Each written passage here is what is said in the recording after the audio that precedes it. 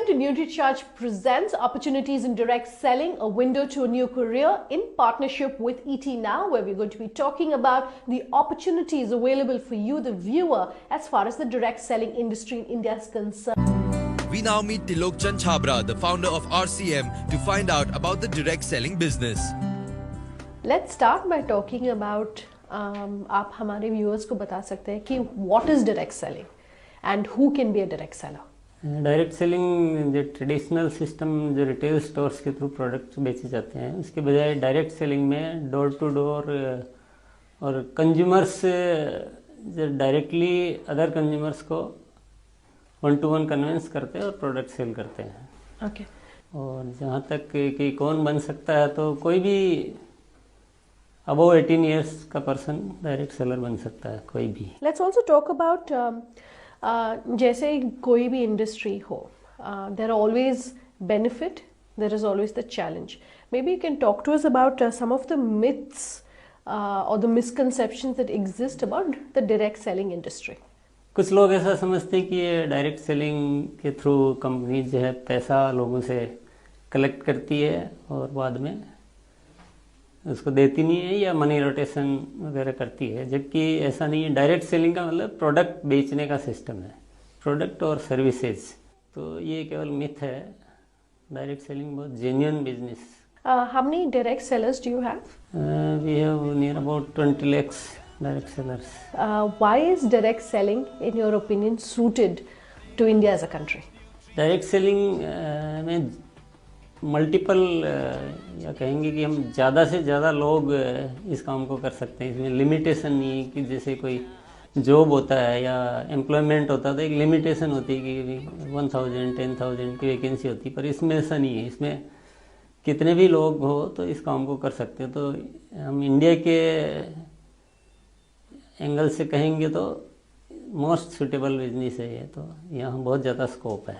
So, what is your advice for someone who wants to become a direct seller? What is your advice in terms of what they should keep in mind if someone wants to become a direct seller?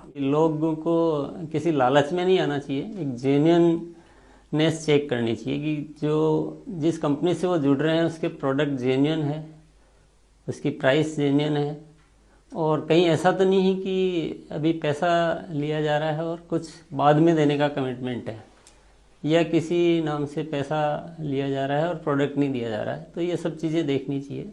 लालच में नहीं आना चाहिए कि चलो मुझे अभी पैसा दे रहा हूँ, बाद में बहुत मल्टीपल टाइम्स में मुझे रिटर्न मिलेगा. ऐसा जो प्रॉमिस करती है वो फ्रॉड होने के चांसेस रहते हैं. Let's also talk about your advice about how जो इनकम मिलती है डायरेक्ट सेलिंग से, can it also substitute work hand in hand with a regular income?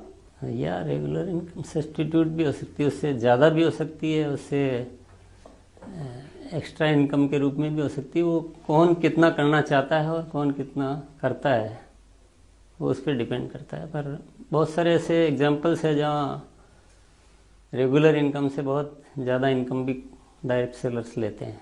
Employment नहीं है, ये कोई जॉब नहीं है, ये एक तरह से अपनी मेहनत के ऊपर डिपेंड करता है कि कौन कितना कर सकता है, कितना करना चाहता है. What are the what is the nature of the industry and why is it so suited to this industry in your opinion? इसका मेन रीज़न ये है कि न्यूट्रास्यूटिकल प्रोडक्ट्स जो है जो हमारे हेल्थ के लिए हेल्पफुल रहते हैं, प्रिवेंटिव हेल्थ कह सकते हैं कि, तो इसमें वन टू वन कन्विंस करने की ज़रूरत है कि नया कॉन्सेप्ट है इंडिया में. जो अभी तक लोगों की हैबिट में है कि जब बीमार होने के बाद वो मेडिसिन लेते हैं, पर न्यूट्रास्यूटिकल मतलब आप बीमार नहीं हो, आपका इम्यून सिस्टम जो है वो स्ट्रॉन्ग हो. तो ये वन टू वन कन्विंस करने की ज़रूरत है. और डायरेक्ट सेलिंग में वो प्रोडक्ट ज़्यादा सक्सेसफुल होते हैं जहाँ कन्विंसिंग की ज़रूरत हो वन टू वन. इसलिए ये न्यूट्रास्यूटिकल के लिए मोस्ट सुटेबल है ये system. Your thoughts on perhaps direct selling not being treated as a respected or respectable work or profession? या ऐसा एक वो लोग जो सोचते हैं जो इससे जुड़े हुए नहीं होते हैं, जो केवल सुनी सुनाई बातों पे जो विश्वास करते हैं, उनको ऐसा लगता है कि ये एक रेपुटेड बिजनेस नहीं है, जबकि ये बहुत अच्छा काम है, सम्मानजनक काम है. इसमें कोई बुराई नहीं है, कोई भी हम अच्छी चीज़ जीवन में काम में लेते हैं तो उसकी तारीफ़ करना हमारी आदत होती है। तो यहाँ भी हमको कोई प्रोडक्ट अच्छा लगता है, मैंने यूज़ किया, मुझे अच्छा लगा, तो मुझे उसकी तारीफ़ करनी, तो इसमें कोई कुछ भी गलत नहीं है और बहुत अच्छा कार्य है। और अगर आम आदमी को इससे एक्स्ट्रा इनकम मिलती है और उसके लिए हम कुछ काम करते तो ये कैसे गलत हो सकता है या कैसे ख़राब काम हो सकता है, मैं इस बात को नहीं समझ पाया था, नहीं पाता हूँ। As I am wrapping up this interview, आप हमें बता सकते हैं कि what are your future plans like, say the next 5 years, what are they looking like for you? Next 5 years में हमारे जो प्लान्स है कि हम अपने प्रोडक्ट की क्वालिटी को और बेहतर से बेहतर करें और ऐसा प्रोडक्ट लोगों को दें कि जो आउट ऑफ कंपैरिजन हो, जो एक बहुत रीजनेबल रेट में बेस्ट क्वालिटी प्रोडक्ट हम दे पाएँ, ताकि हमारी कंपनी की रेपुटेशन लोगों में बने और लोगों में एक ऐसा कि इस कंपनी के प्रोडक्ट हमने बेचे तो हमें कभी भी कोई शिकायत नहीं मिली और हमने इस कंपनी के साथ काम किया तो हमारा करियर सेफ है और हमें आगे जाके बहुत बड़ा फ्यूचर दिखाई देता है। तो उस पर पूरी तैयारियां हैं, बहुत बड़ी तैयारियां हैं। और जो नए प्रोडक्ट्स भी हम लाने वाले हैं वो ये सारी इसी थीम के साथ लाने वाले हैं। तो प्रोडक्ट रेंज हम बढ़ाने वाले हैं।